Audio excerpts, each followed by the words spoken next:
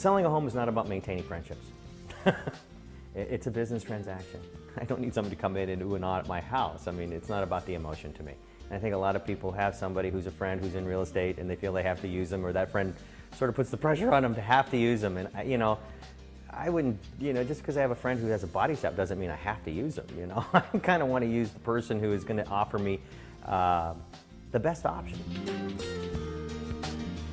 But it seems that the upper end market is a little bit less, a little bit more concerned about selling through CataList. It's, as though there's a view of CataList being a discount company. They're really not a discount company.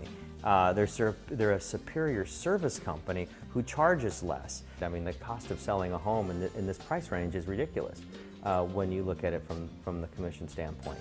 It doesn't cost that much for the selling agent to sell it. I mean, the cost of marketing haven't doubled in 10 years. With the escalating prices as they are, it's obvious that the sales commissions have been going likewise in an upward direction.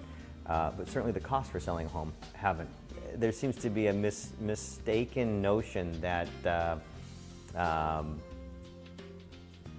by going with CataList, somehow you can't afford to sell it with another agent. To me, that seems ridiculous. But that goes to show how much of the neighborhood residential game is dictated by this sort of ridiculous emotional content, that you'll actually hire somebody and spend more just so that you don't look like you're trying to save money.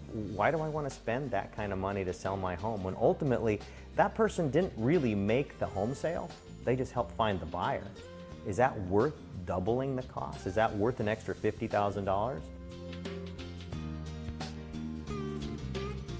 I need somebody to back me up on the sale and essentially represent the transaction.